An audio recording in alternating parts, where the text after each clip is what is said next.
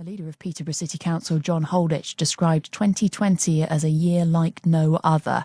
So what's he expecting to unfold in 2021? Good morning, John. Good morning, Dottie. What can we expect then from Peterborough and Peterborough City Council for this year, do you think? Well, I think the future is with Peterborough City Council. If we can get through the next 3 months, the future is looking very good. Yes, you're right. We are struggling with the budget. We've got a shortfall at the moment of about 30 million, but we are talking to government. We've had Grant Thornton look at our figures to make sure that we've done everything possible that we can do. I believe the government are listening. But we should know that in the next fortnight.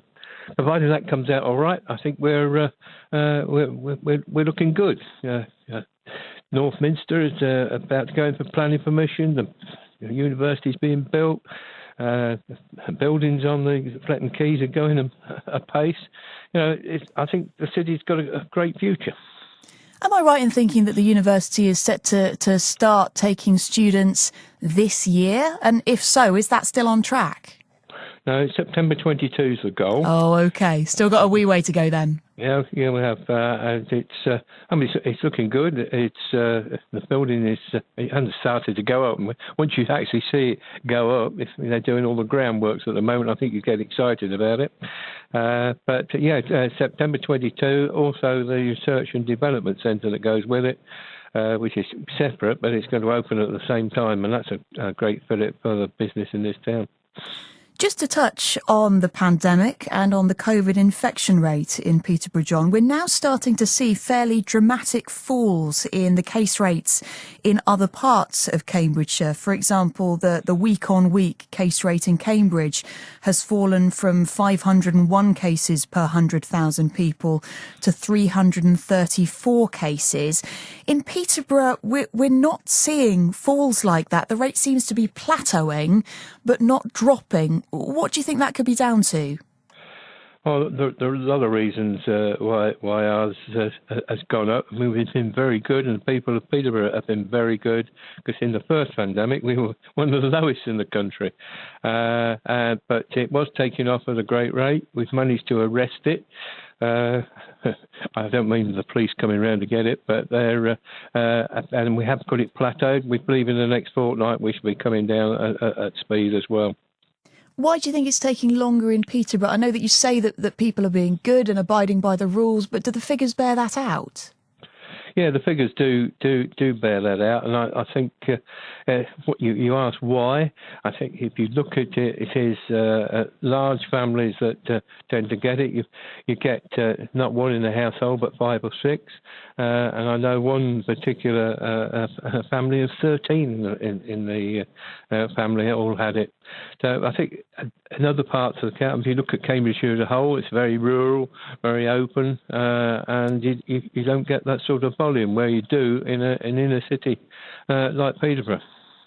And what about the elections in May, John? What are you expecting? We were due to have Peterborough City Council elections. Do you think they'll take place?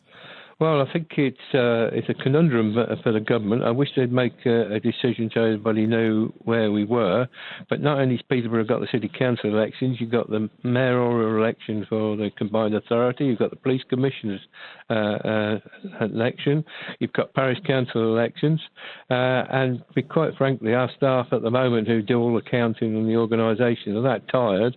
I don't think we get the volunteers to do it. To do with the counting and so on. I think also if you've still got social distancing and you can only have half the counters, that would have to be an absolute nightmare.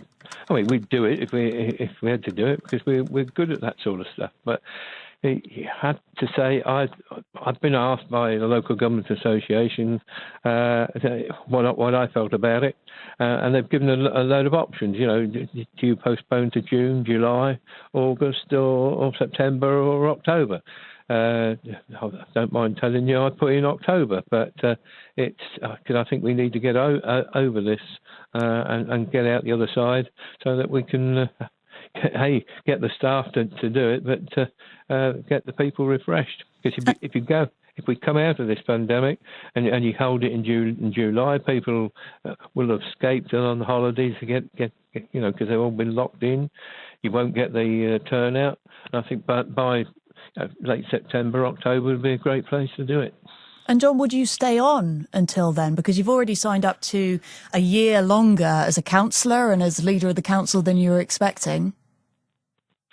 Oh yes. I mean, I'm not going anywhere. While you're there for the duration. Well, yes. I mean, I'm not a quitter, and I think it would give the wrong signal if I decided to duck out. And John, I hope you don't mind me asking, but I believe that you are in the over 70 bracket. Have you heard about your vaccine? Oh, you couldn't say that, Dottie. I'm only 22. Well, you might look 22, John, but I think your birth certificate says otherwise, eh? No, I haven't. And I've asked health officer to do some investigation because I can't find a lot of people. We come under Lincolnshire where I live. And I know what the Peterborough situation is, but I don't know what it is at this end of the county or the city, for that matter. Their rules are different to ours. And I know if I lived in Peterborough, I'd perhaps be getting one very shortly. But there doesn't seem to be a lot of news coming out of Lincolnshire. And there's 8,000, I think 800 patients that actually go to Lincolnshire surgery. So, but no, the short answer is no, I haven't, and I haven't heard anything either. And I am of an eligible age. Well, John, nice to talk to you this morning. I did think that you might be. Councillor John Holdich there, the leader of Peterborough City Council.